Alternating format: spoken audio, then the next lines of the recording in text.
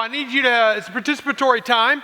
I need you to say this with me, all right? Sex is awesome.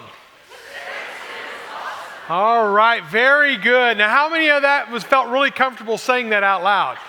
Nobody. Said nobody. All right. So unless you're kind of tucked up there in the corner by yourself and y'all kind of on your own row. All right. So here's another statement. That's true. I mean, it's true. God designed it to be beautiful and awesome and incredible and breathtaking and heart-stopping and all that kind of stuff. That's what it's supposed to be. But sometimes sex is dangerous. Say that with me. Sex is dangerous. If you're one of the 1 in 4 or 1 in 4 women or 1 in 6 men that have experienced a sexual predator, let's say it like that, let's say somebody has touched you inappropriately and you did not invite them there, and my, oh my, sex is dangerous. Sex can be very dangerous to the wound, to the heart, to the soul of who you are. For some, maybe in this room even, you have been living with a sexual offense that for you to even say those words, it's a dark spot, conjures up all kinds of dark spots. And for some, you've experienced this and you've never told anybody. Now, this is not a message about dealing with that, but let me just say that has informed your template of your sexuality, whether you realize it or not. So sex is awesome, but also sex is dangerous. I want you to say this next statement with me as well. Sex is not dirty. Sex is not dirty. That's why I must share this series of messages. That's why we must do the Song of Solomon properly, because it is not dirty. It is never intended to be dirty. It's intended to be this beautiful, incredible experience between two people for the rest of their life. And that's what it was meant to be. And I'm afraid that the world has silenced and muted the church that holds the truth. And it's been silenced and muted to the point that we no longer speak of it, no longer talk about it, no longer give direction. We're afraid to even talk about it with our kids, to the point that what Satan has done is moved into that vacuum and has rewritten the script, has re-altered the conversation, has taken it into dark places, into inaccurate places that we've got to reclaim. Okay, if we really believe that it's awesome and of God. And so let us go there today. And I am incredibly nervous in sharing this message. I am in front of a lot of bright lights and a lot of faces, okay? So I'm sweating in the pits and my heart has been beating all morning long. And so, but I think I'll make it. But the nervousness is truly because we don't talk about it in a healthy way. And I want us to at least begin to bridge that gap today, because in this class that I took in my undergraduate studies on ancient Hebrew poetry, I actually pulled off the shelf my textbook recently and reread it for this series of messages. And Bullock was the professor's name who wrote the book. He said this, he said, the ancient Hebrew mind could no more isolate and alienate the sexuality of man from God than he could conceive of man as a self-made creature loose from the divine moorings. Basically what he says, you can't separate sexuality from God nor God from sexuality. It goes together. And so what we need to do as believers, as followers of Christ, get back to what he intended it to be from the get-go. And let's redeem it to where it was as he created, as he put man and a woman in a garden. They were naked and unashamed. Let's get back there. And it's going to take some journey, and it's going to take some plowing up some rocks to get there, but we need to get there. Richard Foster said it like this: sex is like a great river that is rich and deep and good as long as it stays within the proper channel. If it ever gets out of that channel, what happens to a river when it swells its banks, when it goes beyond its tributaries? When it goes beyond that zone, what happens? Flood happens, loss of life happens, pain, a lot of things happen in the negative sense that we've got to reclaim. And I want us to keep it in the channels, keep it good, keep it deep, keep it rich as God intended it to be. Again, back to our culture, picking on our culture today, because what our culture has done is we have minimized sex. You say, no, Mike, we've maximized. No, we've minimized it. We've made sex common language. A sitcom can't happen without sexual innuendos. A movie can't happen. A Netflix binge watching can't happen without us seeing things and seeing people and going to places and getting uneducated in our education. We have gone from marital security to marital insecurity. We've gone from casual dating to casual sex. We've gone from hookups to swinging. We've gone from online portals that'll help you link up with people so you can have an affair. There's so many things that have minimized and brought sex down to just absolutely vanilla. Now we think it's freed us up.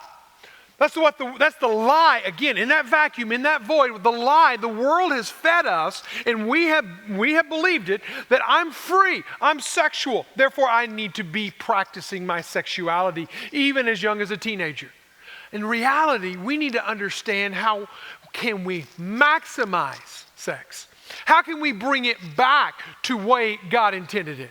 It's not minimizing it, it's maximizing it. And so the best way I can do this is just to work on and whittle down a definition for what is, I believe, sexuality from a biblical point of view as God intended it. So I'm going to read it.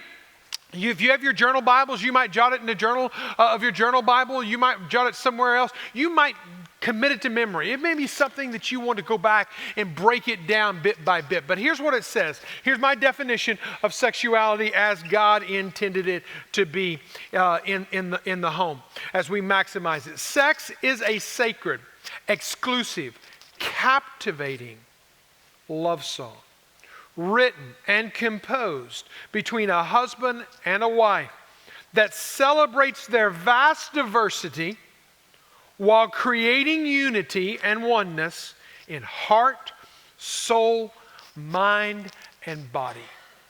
Think about that. Leave it up there on the screen. I'm going to highlight some different parts of this. It's sacred, exclusive, and captivating. It's sacred, exclusive, and captivating. What does that mean? What is that idea? The whole idea is that God, in all of the relationships that He created, in all of the networks that we have, in all of the people that we have, whether it's relatives or whatever, there is only one relationship that is an exclusive relationship. It is a husband and a wife. It is the exclusive relationship. All other relationships, you intermix. I can high five you, you high five me. I can give you a hug. We can hang together. We can walk together through life. We can do a lot of things together with a lot of different people. But there's one thing that is meant to be sacred and exclusive and captivating. And so that's what He intends it to be. That's when we maximize it, we will make it that. We will keep it that. Love is also a love song. And it's written and composed and written by this husband and wife. Written, a song that is written. It is being written. You're writing it throughout the journey of your life and years together. Through the hills and the mountaintops when you're looking out there and everything looks wonderful and beautiful, to the valleys that are dark. You can see even in great love songs the ebb and flow and the up and the down of a good love song. Well, so you're writing it. Whether you're the McClellans, married for 50 plus years, you're writing a love song together. It's nobody else's love song. It's your love song. It's your love song. And you get to write it together. And that's where it comes to husband and wife. Listen, we didn't define marriage. We can't redefine marriage. We can't make it something we want it to be so we can be more inclusive. It is something that God created. If we want to go outside of God's creation and call it something else, call it something else. But when God created a man and woman, put them in a garden forever to be lifelong partners, that's what He intends it to be. A husband and wife. They celebrate their vast diversity. There is incredible amounts of diversity, right? Between a husband and a wife, between a man and a female, there's anatomically differences, there's chemical differences, there are emotional differences, there are bone structure differences, there are muscle mass differences. There is so many differences. It's kind of like, how in the world are we ever going to fit together? And that's the beauty of what God does in a marriage. When he takes all that diversity, all that differences, and he brings us together in this beautiful love song together, bringing us together in unity and oneness. Now here, and sexuality is maximized when we understand it. It is heart, it is soul, it is mind, and it is body. It's all of those together working together. It's not just body on body. That's the minimized version. It is body, it is soul, it is mind, it is heart coming together. Hebrews chapter 13 verse 4 says it like this: marriage should be honored by all. Stop. Marriage should be honored by all. We get to look at what God created, what God made. We don't get to redefine it, reshape it, remake it. Again, message one, we don't get to redo what he's already designed, okay? Unless we're going to mess it up. And so he designed it, he made it, he brought it into, well, let's honor that. Let's honor marriage for what it's supposed to be. Let's unpack that. But then notice what else he says. And the marriage bed to be kept pure, holy, righteous, set apart. Again, it comes back to the exclusivity of it. It comes back that I don't bring in somebody else. I don't bring my thoughts of somebody else. I don't bring the images of somebody else. I don't bring, this is what we did back then. No. This is your love song written between you two coming together. And I like the Song of Solomon. When you look at this is an incredible story. When we come to this book right here, we've got the story, the blueprint of which God designed it. And then he gives us the commentary to back it in the Song of Solomon. Whenever you see this couple coming together, it shows tender alignment. It shows a sacred union. It shows an expression of love. It shows vulnerability. It also shows loyalty. Them coming together, staying together, being together. And you know another thing I like about the Song of Solomon is not one time in 8 chapters is it about procreation. It's not one time about procreation. It's always about pleasure. Now, there's a time for sexuality and procreation. And that's where a lot of prudish Christian churches have gone, that it's just procreation. And then there's the reality. If God intended it to be for pleasure. And yes, it produces children on the backside when God blesses in that way. Here, I'm going to give you a lot of life principles today because there's so many one-liners that I need to boil it down to. And so you're just going to get bombarded. Here's number one. A mutual agreed sexual, back to the first one. God wants our sexual expression to align with our calling and his character. When he says, I want you to honor marriage, and I want you to keep your marriage pure, that means we're going to align with that. That is the way that we need to align our thoughts about marriage on, and it's aligned off his character. He's holy, therefore it needs to be holy. It needs to be kept sacred, and we need to understand it that way. So another life principle, number 2, it's a mutually agreed upon sexual encounter between a husband and wife is an act of worship. Think about it like that. A mutually agreed upon time together between a husband and wife, a mutually agreed upon sexual encounter between a husband and a wife is an act of worship. That brings a whole new meaning to worship night at the family, right? Brings a whole new meaning to family worship time. And so there's going to be a lot of husbands saying, hey, it's worship time, kids, go to bed. If we're keeping our marriage bed pure and we're honoring marriage as it should be honored, then we will find that it is a beautiful worship time. So let's bring it back. It is a sacred, it is exclusive, and it is captivating. It's music that we write together. Lori and I have been writing this music, this song, this rendition, this version of our love song for nearly 29 years. And so as we continue to write ours, How is yours written? How are you writing yours? How are you beginning to write yours? Think about it. I want to give you in rapid fire, as best I can, 7 smooth moves in making sheet music. All right? Again, we warned you, this is PG-13. You as adults and married people will have to read between the lines at some point. Students that are in the room, please listen in, because this will also apply to you. Singles, listen in, because the very first smooth move that you make is especially for you. Number one smooth move that we make is be patient. Be patient. Some people have the idea that I need to have a lot of experience over here so that when I get married, it's going to light her stars up. No. Be clunky together. Be awkward together. Learn how to do it together. Be patient in that process. Now, I realize when I'm talking to teenagers, I'm talking to singles, I'm talking to parents in the room, and there's all kinds of different stages of parenting. You know, there's the parenting stage of the preschoolers and the elementary age. Those are what I call the exhausted years.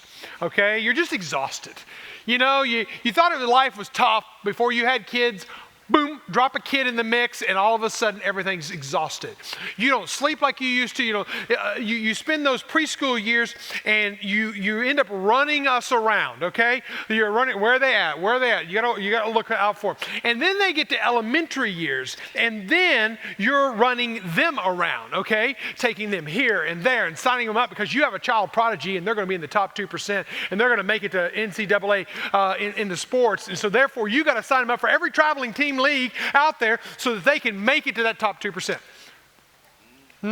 So, you that child prodigy, that got silent there all of a sudden. It's so awkward for me. But anyway, it's exhausting whenever you think about all the money and all the time, all the energy you spend chasing the kids around the country, and then all of a sudden you wonder why it's all gone to pot. Because you're exhausted. You're financially exhausted. You're physically exhausted. Those are exhausted years, but it gets better. Because the exhausted years, well, actually, it doesn't get better. You're still exhausted. But it goes into the awkward years. Those are the teen years or the preteen years. That's when they begin to change and everything begins to change in the house. Attitudes change, doors start slamming, privacy becomes an issue, hair starts being all over the place, or, there's a lot more drama, or there's pimples, and there's hormones, and there's just a lot of awkwardness about it. You'll even see a guy in the same word go from a soprano to a bass in a matter of one word. And so the whole awkward years, you just can't say enough about them. And I can remember in fifth or sixth grade, I can't remember when it was. And did y'all have a class in school whenever you got together and they talked the sex talk in 5th or 6th grade? Raise your hand. All right, that's most of you guys. All right, so you had that sex talk unless you were homeschooled, and then you maybe didn't. But if you went to a public school, it's required. You got to go into that and have that sex talk. I can remember as kids. I mean, we're all laughing. We're all going to go in there. The girls are over here. The guys are over here. We're all going into our sex talk, and we're learning about ourselves and the changes that we're going to have. Here's a bit of parental advice from 2 empty nesters. Okay. Send your kids to school to learn their A's and B's and C's and their 1, 2s, and 3s, but don't send them to school to learn about the birds and the bees. Because in that vacuum that I speak of, in that political correctness, they're not going to get truth. They're going to get political correctness. And what we have to do as parents is we have to help the next generation come up, and they have to understand, because in that absence of clarity, there is ambiguity. They don't know who they are, and they can't be told who they are, so they're trying to figure out who they are, and if the parent is not engaged, then guess what? They graduate into life clueless or trying to figure themselves out, and there's ambiguity. In the absence of conviction, there's permissiveness. Whenever we don't say this is right and wrong and you shouldn't do that on a date, and I don't care what everyone else is doing on prom night, you're not doing that, or whatever the case may be, and it may be combative, and so therefore we as parents give in to that. Listen, stop the gravy train. You're still the parent. Conviction needs to be there, or permissiveness will fill in that void. In the absence of safety, typically what comes is brokenness. if we don't keep a good, safe parameter around, then brokenness comes in. Parents, it's our job to create clear, conviction, safe environments for our children to navigate those awkward years. In the lobby, in the resource area, there's lots of pages there. Parents, pastor picks, I can't even go through them all. For you to have age-appropriate conversation. If you're not, guess what? The kids on the playground are. If you're not, guess what? The boys in the locker room are telling the other boys in the locker room how to do it. So you know that, and I know that. And it's not while I was doing it then. Well, was it right then? No, not any more than it is now. We need to be able to step forward as parents and say, this is what's right. Where do I get all this? Instead of this just ranting, go in Song of Solomon. And he mentions it 3 times. He mentions it in chapter 2, chapter 3, and chapter 8. So literally the beginning, the middle, and the end, he is mentioning this again and again and again. And he says this in verse 5 of chapter 3. I adjourn you, O daughters of Jerusalem, by the gazelles. Remember, a Song of Solomon is written to single ladies particularly. He says, I adjourn you, O daughters of Jerusalem, by the gazelles and the does of the field, that you not stir up or awaken love until it pleases, until the time is right. There is a right and a wrong time. Myself, I learned most of my sex ed first time around through pornographic magazines in the attic of our house. That was where I first found out about that. And I indulged and I took it all in and I processed it all and everything. Psychologists tell us this today. It was creating a sexual template in my mind that I was going to carry on into my marriage. And so as I'm sitting there processing through all of that, and then I reach puberty, and then I reach junior high, and then I reach high school, what was my goal? My goal was to conquer every girl I could conquer. I don't say this in pride. I say this as one who's walked in the shoes of a lot of single people today to say this: don't awaken love until it's time. Until there is a right time for it. Don't do it any sooner. It's hard to put that monster to bed once you've awoken it. And it is just that.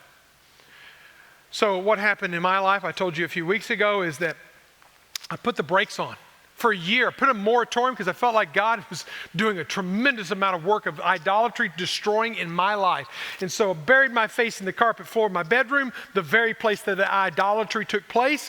And I was buried there, and as if God met me in my brokenness. And he swooped down, he said, Mike, you got character work to work on. You got work to work on you. And so we began a year-long, basically, fast on girls. And I refused to date him. I refused to look at him. I just would look at Christ. And I renewed that relationship with him. Made right what was broken. Built character. Built parameters around my life. Made sure I was on the right. Got men in my life that would speak into my life. And again, in that process I shared a few weeks ago, that's when I met Lori. Lori and I began to date. We dated for 5 years. I'm not saying this in any kind of braggadocious way any more than I was bragging over my conquest as a junior high and a senior high in high school. But I can tell you this, for 5 years of us dating, I never touched more than her hand or her lips. Because she had standards, I had standards, and we put them up and we were not going to cross them. And you got to do that because you've got to put that monster to sleep. So if some of you have awakened love already and you're stirred up and you're ready to charge on it, to stop it. Back up, back up, back up. You've got to, in the power of his Spirit, command and control those passions, or they will command and control you. Be patient. Number 2, be romantic. Be romantic. Now we're going to get into this. He says that in verse 5. He tells them not to awaken love. And then in chapter 3, Andrew has already read this passage. I'm not going to read through it all, but I want to skip down to verse 11 because now we know where he's at. On the day of his wedding, what happens? His mother crowns him. Who's his mother? If you have in your Bibles or your little journal Bibles, put Bathsheba out to the side because that's his mother. Bathsheba was the very woman who had an affair, forced affair, if you will, with King David. And Solomon would end up being born through that relationship and that marriage as it begins to become a reality. He would lose that child born to Bathsheba, but Solomon would be born later. And Solomon becomes the king, and it's Bathsheba who crowns her husband, or her son on that day. And it's his wedding day. It's a special day. It's an incredible day. It's a day of inspiration, and you can read through that. But here's one of the things we got to realize, men and women, as trying to be romantic, we do romance differently. Again, diversity becoming oneness, writing that song together. Diversity becoming oneness. Men, you've heard this before, men are like microwaves, women are like crock pots. All you have to do is hit start on a man and we're starting and we're going. For a woman, it's just a slow cook. It's a slow cook, and you got to add the seasonings, and you got to stir the pot, and you got to do all that. Well, here's the beauty of this passage is we get a good glimpse at just that, where Solomon takes his time and he stirs the pot. Tommy Nelson, who has a whole series on the Song of Solomon worthy of listening to, he said this: men use romance to get sex. Women use sex to get romance. Men are thinking about the destination. Women are thinking about the road to get there. Here's 2 more life principles for you if you need some more today. Man challenge, here you go. Enjoy the journey as much as the destination. It's not always about the destination. Women, don't give us road signs that lead to detours and dead ends. We're not very smart, okay? We need clear pathways, and I know you change your pathways every day, and so please help us out. All right. Men, did I get a witness on that one a little bit? All right, thank you. All right, chapter 4, verse 1 is whenever the wedding is happened, now it's time to consummate that marriage. Chapter 4, verse 1, this is what he says: behold, you are beautiful, one of his favorite phrases that he says about 16 different times throughout the whole book. And then he comes back and he says it again immediately: you are beautiful. Now, I like what he does here. I don't have time. What he does is he basically speaks over her. He says, I value you. You are beautiful. You are beautiful. You are beautiful. He speaks value over her. But here, guys, you can't just keep using the same line over and over and over again. Okay? We're going to get a lot of good conversations going here. So you got to change it up every now and then. So, but what Solomon does, how I know he's a romantic, is he starts breaking it down. He starts going into naming her body. He speaks not only value over her, he speaks value into her. He says, listen, he's going to start naming off body parts, your eyes and your hair. He talks about her hair being like a flock of goats. Again, not everything that Solomon says is romantic. And then he starts talking about their teeth. Now, I thought that was interesting, the teeth thing. And then he says, he uses an entire verse to just talk about her teeth. So he's a pretty obsessed guy with this whole teeth thing. And then I got to thinking about it. You know what? I think we like teeth today, too. I like Lori with all of her teeth. And so I found this research this past week from Helen Fisher, a biological anthropologist. She said this: the foremost 3 things that we judge somebody's attractiveness when we first meet them is their teeth, their grammar, oh, I failed on that one, and their self-confidence. That's it. The number one thing that we look at is their teeth, and then the grammar, and then the self-confidence. So I thought, oh, wow, this is great. What we're going to do today is we're going to give everyone a toothbrush on your way out. All right, this is truly, if you didn't grab one on your way in, grab 2 or 3 on your way out. Give it to your significant other. Because we have a great dentist in our church, Mint Dental Care, all right? He has provided them, and he cares as much about your teeth as your love life. So there you go. So you can grab that. And maybe the best aphrodisiac that you have in your toolbox is a clean, fresh-smelling breath. But he goes on. He talks about her lips, her mouth, her cheeks, her neck, her breast, her mountain of myrrh. And I love verse 7. He says this: you are all together beautiful. My love. He just said that right in the beginning. He said it twice. You are beautiful. But this time he says you are all together beautiful. And then he goes on, he says, and there's no flaw in you. I've checked you up and down, girl. I want every bit of you. There is no flaw in you. Guys, let me say this, bring it close. Women are incredibly self-conscious about their bodies.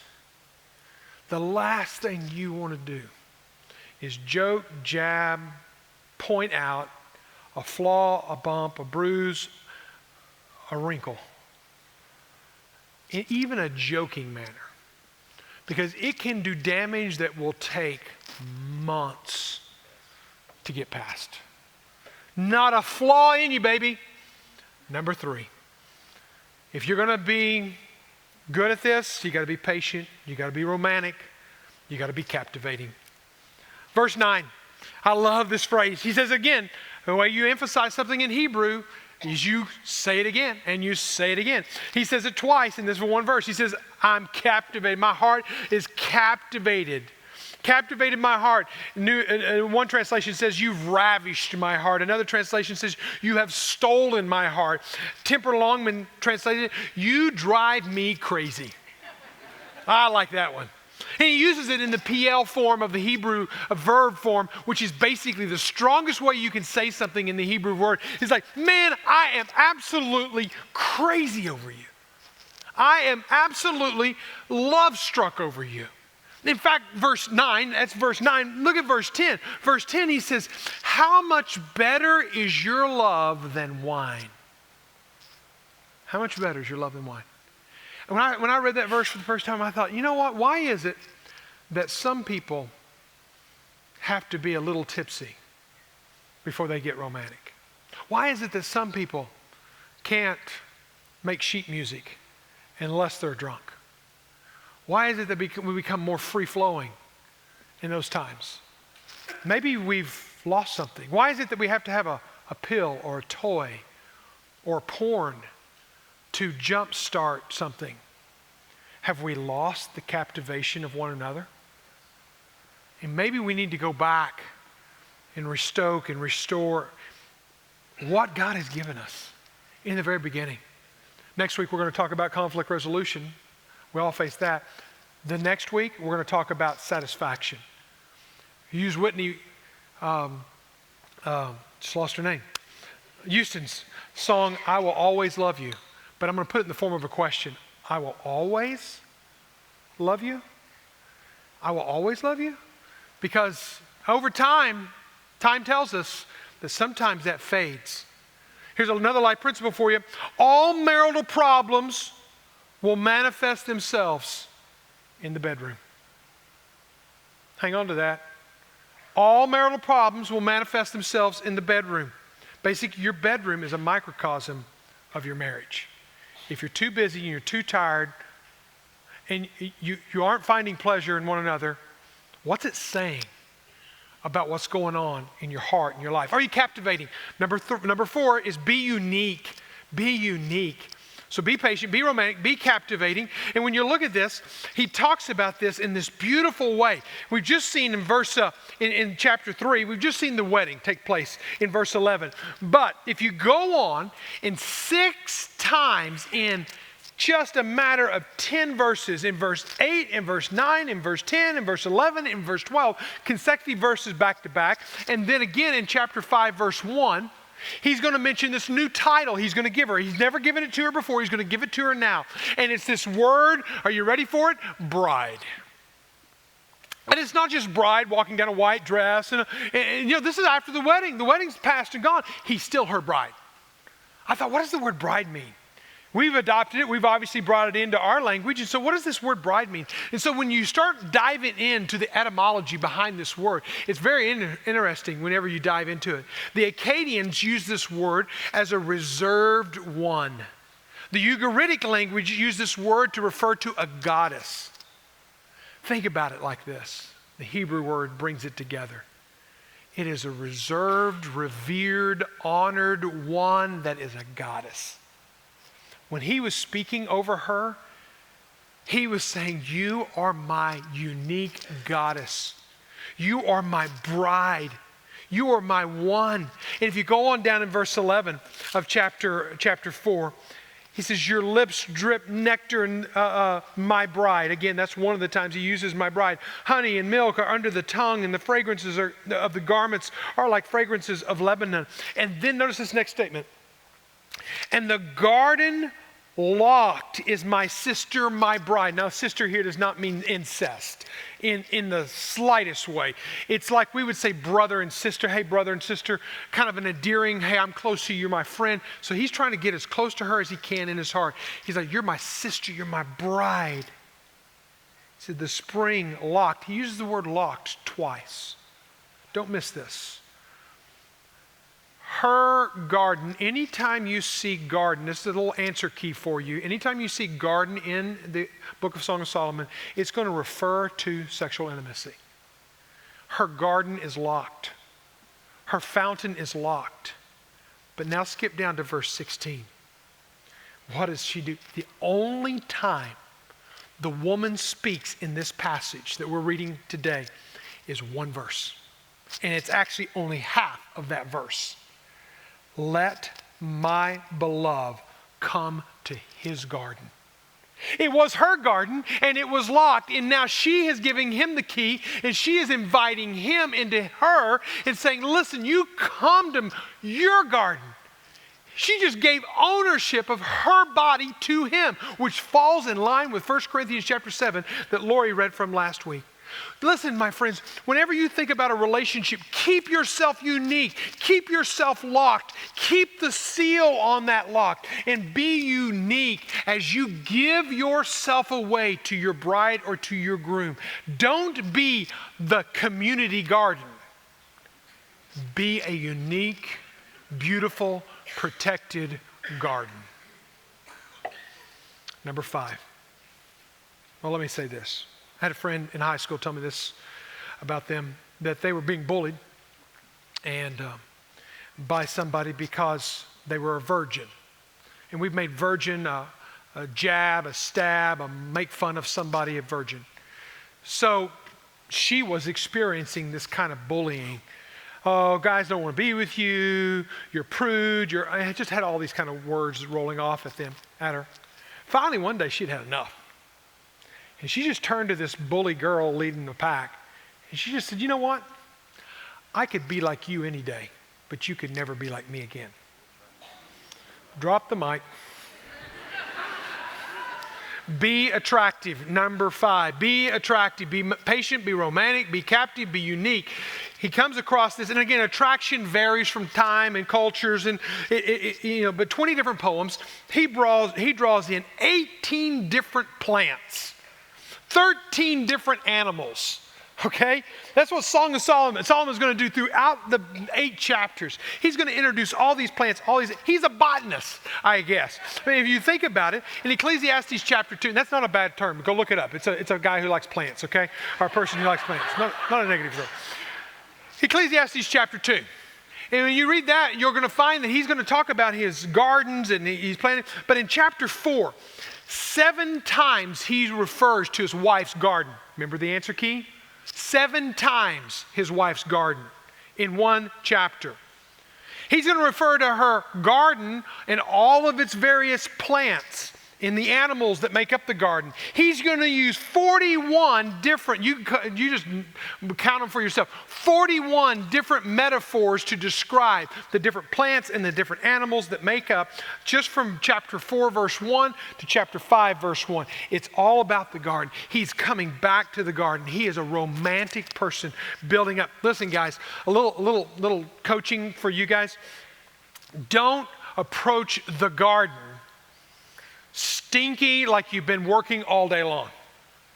Don't think that you can work all day long, not shower, go to bed with a layer of sweat on your body and think you're going to rumble in the jungle. It's probably not going to happen unless it's mercy sex or something like that. And so you don't need that. You're realizing if you're going to have the kind of sex life you're going to have, it's not you being the lion in the bedroom, okay? It's not a metaphor that he uses. He uses all these different animals. He doesn't use a lion. He doesn't use a bear, okay? You're not the bear who's going to maul the girl. He doesn't use a gorilla, like a gorilla in heat. He doesn't use any of those. What he uses a gazelle. What does a gazelle do? Think of a deer. It walks lightly in the garden. it grazes. It has its ears always open, always listening to the garden and what's going on in the garden. Highly sensitive, highly aware. We're called to be gazelles, not bears, gorillas, or lions. Ladies, a little coaching. If you think mud pie on the face, rollers in the hair, and an extra large t-shirt from your husband's stash is Victoria's Secret, you need to think again. It's not Victoria's Secret or anybody's secret. It's a bad thing. You know, when I think about Victoria's Secret, I've told Lori this, we may not have money for food, but we have money for Victoria's Secret. Just letting you in on our life.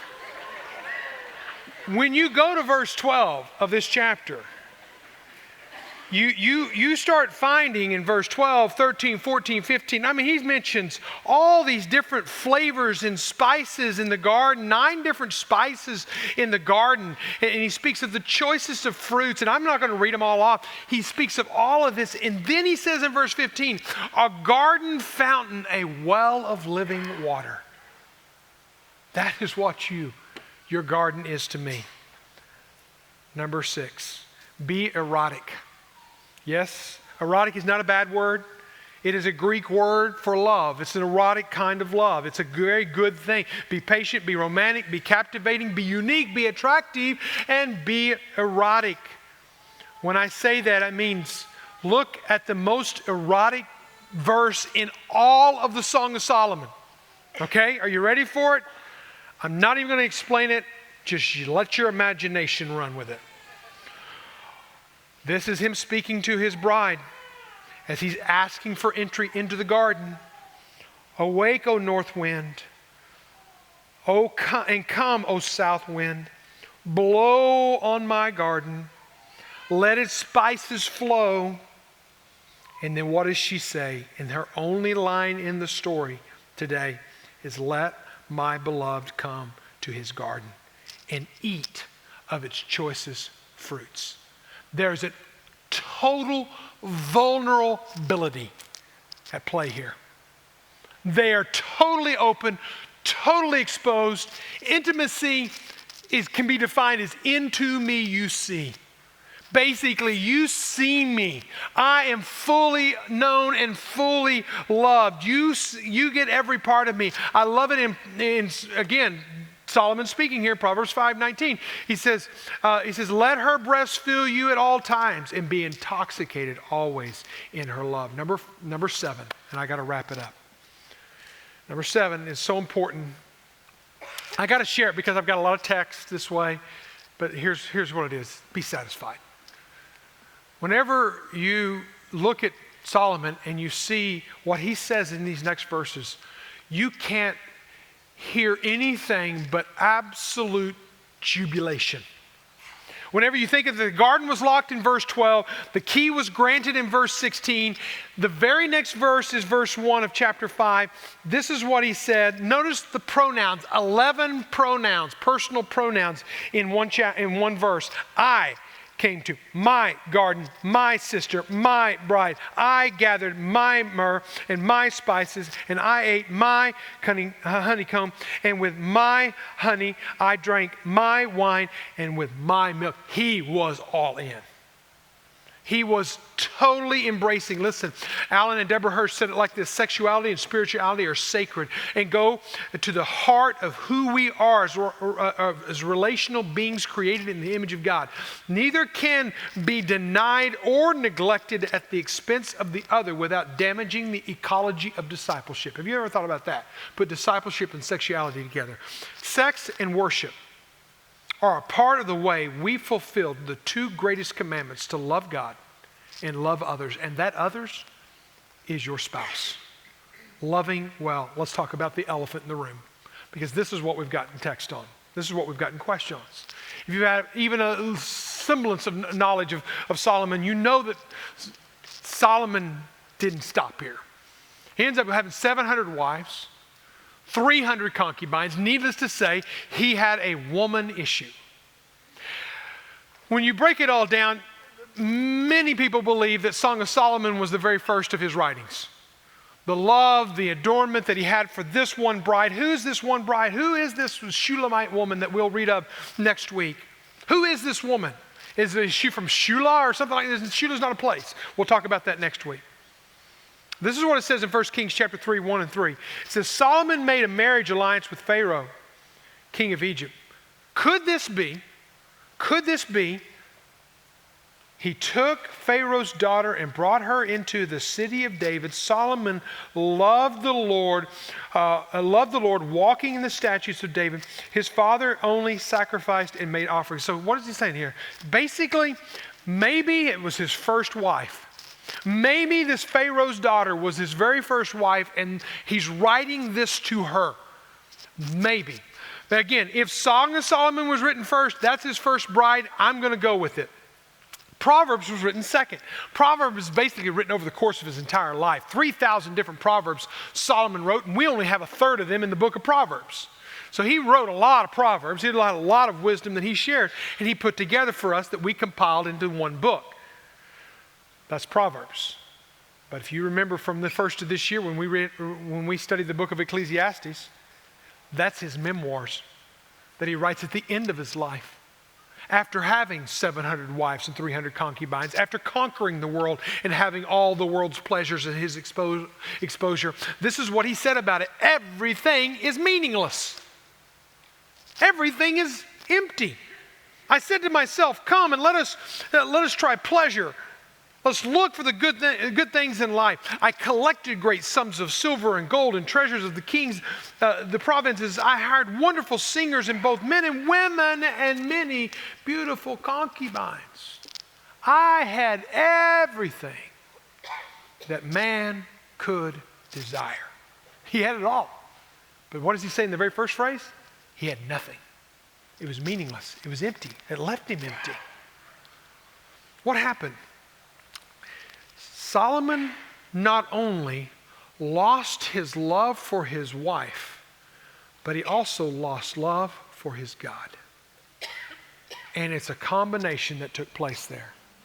You go on in the Solomon story in chapter 11, verses 1 to 3, it says this, Now King Solomon loved many foreign women. We know that.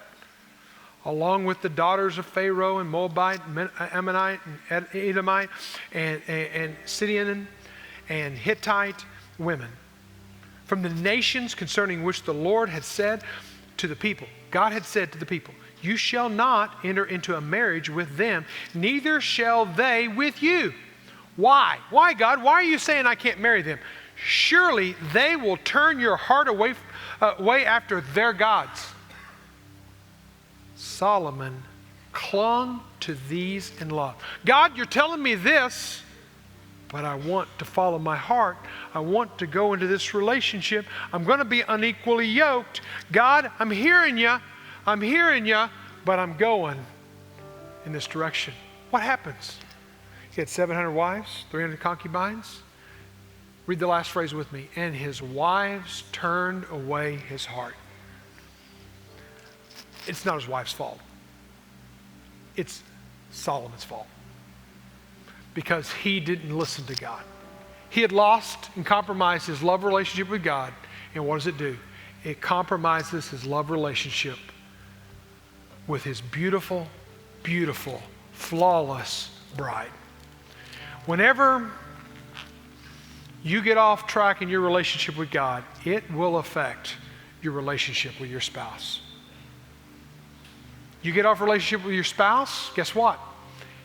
1 Peter chapter 1, verse 7 says it's going to affect your relationship with God. Those walk hand in hand together. Let's pray together. Maybe the first move that some of y'all need to make today is to renew and to restore your relationship with God. Maybe it's to renew and restore your relationship with your spouse. Maybe you're sitting in this room right now and you think, I don't even want to look at the other person. I have disdain for them. The best thing you could do right now is humble yourself, lift up your heart to God and say, God, what do I need to do? What do I need to do? Not what do they need to do. What do I need to do to make this right and then listen to his still small voice. Around this room will be deacons and wives and pastors' wives. We're going to be here for you. We're going to pray and be available for whatever you need. I'm going to ask them to get up and go to their spots right now and to just be there. I'm going to pray and then we'll begin singing. And as soon as I say amen, that is your invitation to step out and to go to have prayer with someone. Father God, you know our hearts and our minds and our struggles and our temptations and our detours and our dead ends. Father, help us to know you. Help us to renew our relationship with you so we can have a better relationship with our spouse. Help us,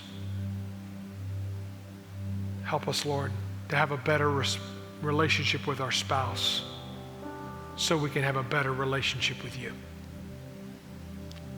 Lord, we thank you for hearing and working in us now. In Jesus' name, amen. Would you stand together?